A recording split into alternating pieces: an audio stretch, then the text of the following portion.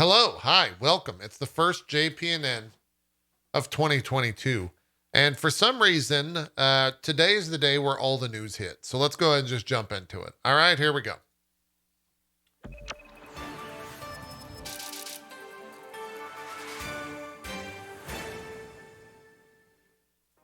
It's going to be a good one, chat. We've got CES in full swing. We'll probably do a recap video of that Friday-ish, maybe. There's a lot of big news. We'll be covering some of it today, but I think a full wrap-up video that includes things like Walmart's metaverse when it comes to shopping, all the new TVs, and all that stuff. We'll see how it goes. We'll see what happens. But for now, we've got some gaming news. You're going to see a lot of it right below me right now. And also, let me know in the comments. We might be turning this into a podcast format, perhaps. If that's something you'd be interested in, let me know. Type in the comments, okay? Might happen. Might happen. Let's get to all the news, though, as there is a decent amount of it. Let us start with the latest out of Ubisoft. Chat, would you believe it? It's not about sexual harassment. Which kind of makes me wonder if this would have gotten announced earlier. I don't know. But Ubisoft Plus is coming to Xbox. And Rainbow Six Extraction, which launches sometime soon, January 20th, later this month, will be on Xbox Game Pass. So don't buy it. Okay? Don't buy it. Now, what is Ubisoft Plus? That's the big question here. I know that's their subscription service. Do we just get access to the service here? Let's read the little press release. Originally launched for PC, the service allows access to more than 100 Ubisoft titles at a single monthly cost. Bibbidi bloppity blop. But that's not all. Ubisoft also announced Rainbow Six Extraction will be day one edition for the Xbox Game Pass and PC members, allowing them to blah, blah, blah, blah, blah, blah, blah. Blah, blah, blah, blah, blah, blah. Okay, so the big announcement here is that Rainbow Six Extraction is coming to Game Pass, but Ubisoft Plus is still its own thing. I do not know as much about human relationships as That's kind of... Oh, it's that Ubisoft Plus will be available on Xbox. So it's just like their EA deal. Okay. I thought it was going to be like if you get Game Pass, you also have access to Ubisoft Plus. I don't believe that's the case. I don't believe that's the case. You just get Rainbow Six Extraction. It's a great way to get a bunch of people to play your game and hopefully probably, buy your MTX. So I get that. I understand that. I don't know if there's any buzz on that. Also, the fact that they're putting it out January 20th before the big rush makes me think that there's not that much buzz, but it also might get some, maybe we get some traction that way and not get lost. Hard to say, but hey, that's the first bit of news out of Ubisoft here for the new year, chat. Last night, last night, I had to think about it because I've been stuck in Eorzea for 24 hours. Last night, Sony had their conference at CES, while not really announcing any big gaming news outside of this. CES, TVs, they announced like a car thing. I don't know. We'll cover it on Friday.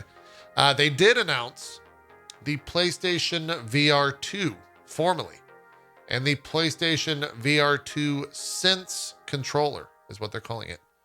And they're saying it's the next generation of VR gaming on PS5. Let's jump over to their blog post here and see what they're touting.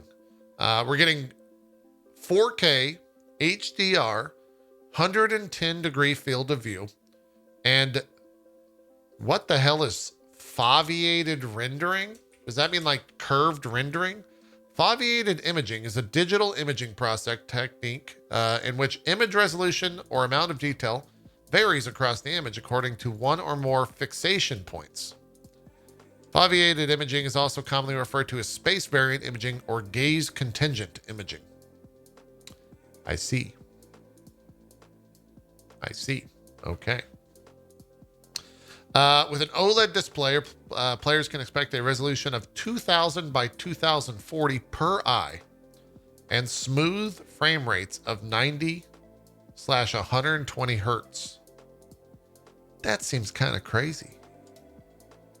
That seems pretty high fidelity. Does that also mean, though, that we're going to stay with the current like graphic resolutions? I don't know. They're getting headset-based controller tracking with inside-out tracking. PSVR2 tracks you and your controller through the integrated cameras embedded in the VR headset. Your movements and the direction you look at are reflected in the game without the need for an external camera. Big if true. New sensory features. We've got eye tracking, headset feedback, 3D audio, the innovative PSVR2 Sense controller to create an incredibly deep feeling of immersion. A bunch more PR jargon. I talked about PS5's Tempest 3D audio tech. With eye tracking, PSVR2 detects the motion of your eyes. So a simple look in a specific direction can create an additional input for the game character. This allows players to interact more intuitively in a new and lifelike way, allowing for a heightened emotional response and enhanced expression that provides a new level of realism in gaming. Great.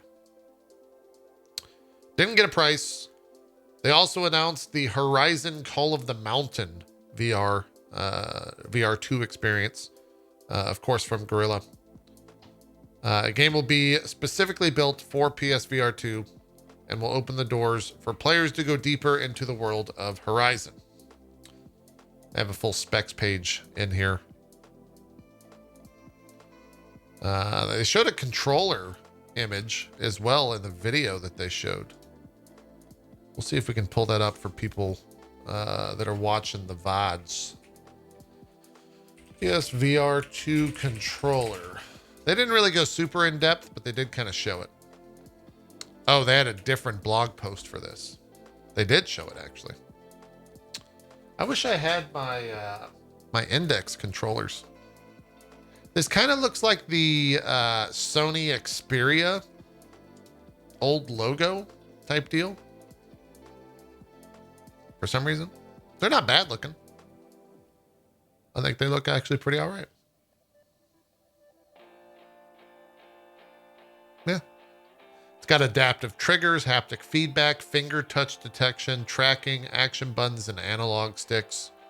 They might be kind of big. Hard to say. This is a hand model, obviously, so who knows if this is a large or small hand model. Can't really tell.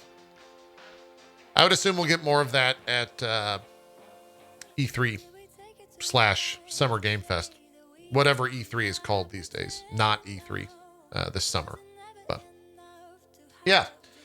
Hey, remember when I said VR sucked last year? Well, hopefully it doesn't suck this year. Hopefully we get some cool stuff out of Sony. They didn't really talk about anything else, like I said, at CES for their gaming stuff. They did mention that they have like 11 or some number of first-party developers working on games, but nothing really other than that. Moving back over to Ubisoft real quick. I should have included this with that other news. The Skull and Bones co-director, Antoine Henry, is leaving Ubisoft after nearly 15 years with the company. Very long time. Also, Skull and Bones can't catch a fucking break. Holy shit. Absolutely. Anytime I hear about that game, it's because someone's leaving the company or some issue with it or the fact that it's being rebooted and turned. Just, I don't think that game ever comes out, chat. I really don't think that game ever comes out. We'll see. A game that did come out, Ghost of Tsushima, has officially sold more than 8 million copies. Sucker Punch announced on Twitter yesterday. Pretty incredible. Well deserved. The game was actually runner-up for DLC of the year for me last year because the DLC for that game was very good. The Iki Island or whatever they called. It's very good. Very good. Congrats to Sucker Punch on that. This is a story that I don't know too much about. Playground Games co-founder Trevor Williams will be replacing Gavin Rayburn as studio head because Gavin Rayburn is moving on from Playground Games. He's been involved with the game franchises Dirt, Grid, and Forza Horizon. He co-founded Playground Games with Trevor Williams back in 2009, which Microsoft later acquired for Forza Horizon. Let's say where he's headed. After 12 years working on 5 award-winning Forza Horizon games, Gavin Rayburn is leaving Playground Games as studio director. A founding member of the Playground Games, we thank Gav. I don't know if I can ever trust someone named Gav, chat, for his leadership and contributions to the Forza franchise and wish him all the best. Co-founder Trevor Williams will transition from general manager to studio head effective immediately as the Playground Games team focus on updates to Forza Horizon 5 and the development of Fable. I keep forgetting that that's the team that's making Fable, but here we are. Here we are. Speaking of Xbox, they've announced their new Game Pass lineup for the month of January, which includes Ember, Gora Goa, Elijah, Outer Wilds, The Pedestrian, The Anacrusis, Mass Effect, and Spelunky 2. Yeah, Spelunky's 2 pretty good. Outer Wilds pretty good as well. A lot of indie stuff here in January.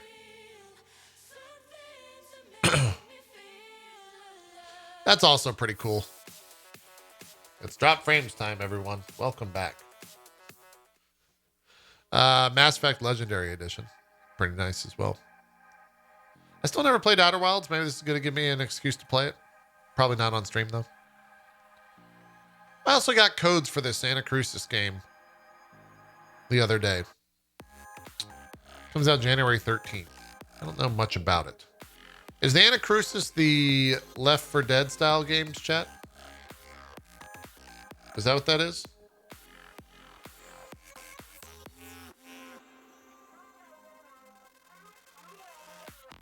I think so, yep. Okay. That's what I thought.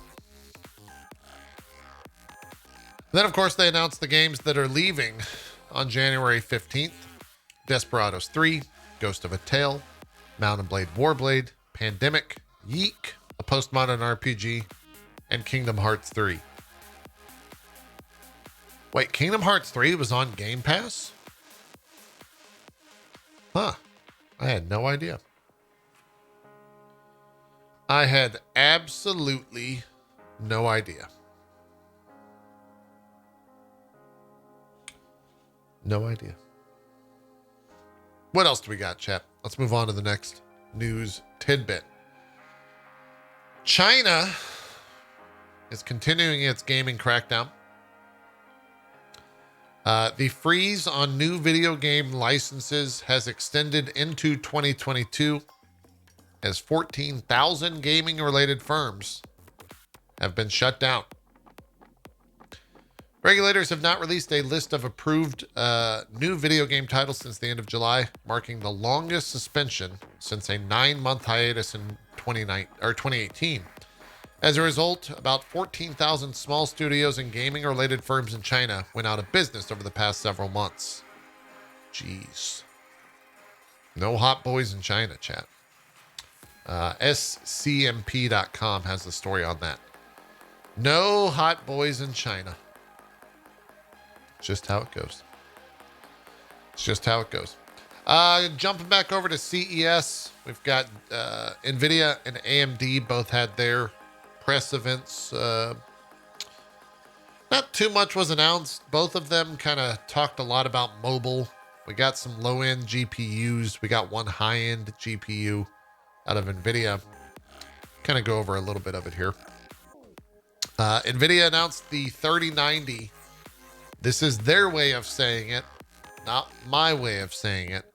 The 3090 Ti. Okay? I didn't make this. They did. I'm just the messenger. They're calling it the 3090 Ti. And there it is, with this smug looking bastard right there. Right there. They announced all the specs for it and everything. It seems fucking crazy. You don't need to. No one needs to buy that. No one needs to buy that. We'll kind of scroll up through all this stuff. I talked about NVIDIA Studio a little bit about their cloud stuff. They announced the first 1440p 360 hertz monitor for OLED and mini LED. It'll feature HDR10 as well. Very impressive looking stuff. I want a 4K 144 though, with 1ms HDR10. Give me all that gaming goodness. Make it an OLED. Fuck it. Let's go. Give me that stuff. Give me that stuff. God of War showed up there. They put a video of that. We'll probably check that out during trailer time. They talked a little bit about Reflex, which is their low latency gaming platform, all that stuff. They featured the day before, as well as Rainbow Six Extraction, a couple other games like Tarkov and Dying Light. Put some videos out for that. We'll probably watch both of those. The bigger news out of that was that Escape from Tarkov is getting DLSS. For a game that does not necessarily have the best performance, DLSS will definitely help. They said so as well. But you also got to think about like clarity in terms of visual clarity, making sure you can actually spot stuff in that game. We'll see. We'll see.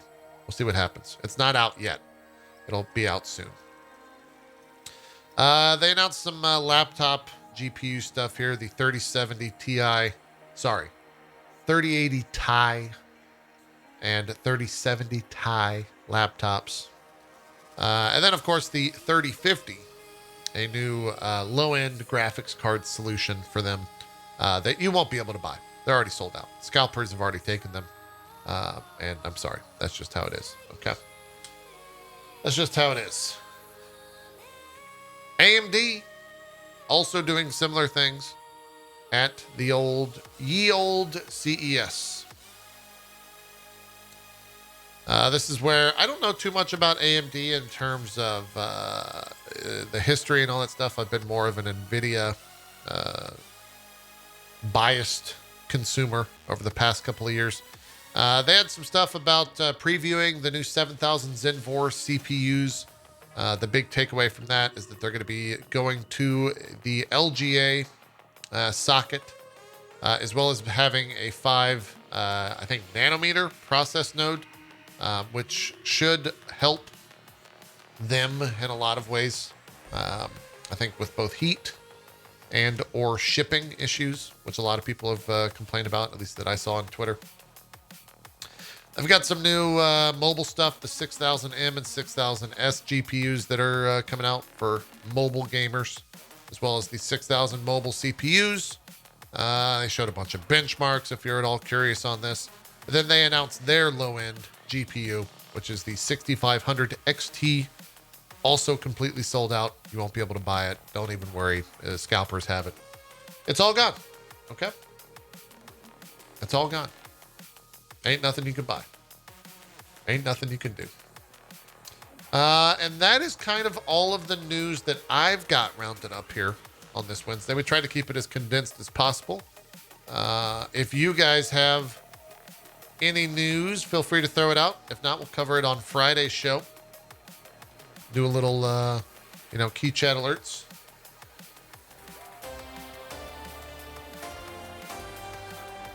I just realized that only works for video viewers right there. Video viewers. Razer did have some news. I saw that this morning. Was it anything relevant, or was it just Razer being crazy Razer?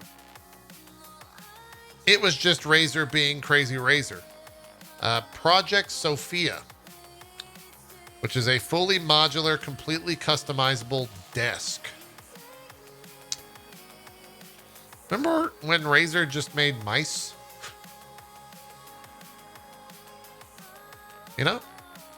You know what I'm saying? We might check that video out in trailer time.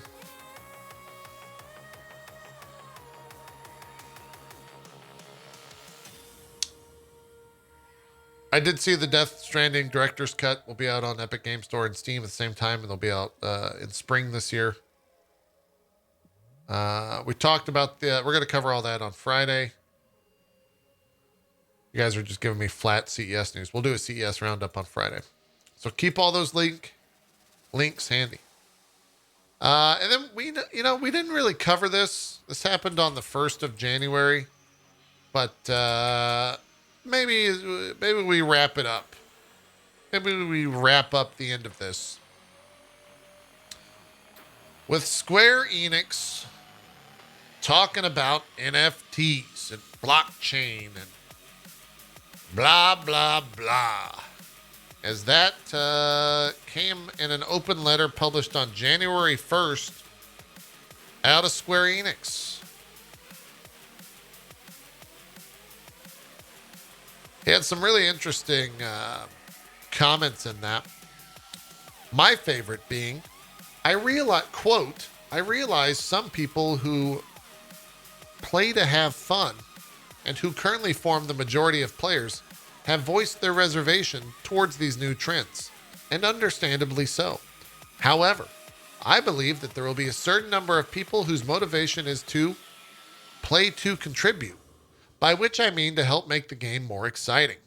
Traditional gaming has offered no explicit incentive to this latter group of people who are motivated strictly by such inconsistent personal feelings as goodwill and volunteer spirit. The fact is not unrelated to the limitations of existing user-generated content. UGC, user-generated content, has been brought into being solely because of individuals' desire for self-expression and not because any explicit incentive existed to reward them for their creative efforts. I see this as one reason that there haven't been as many major game-changing content that were user-generated as one would expect.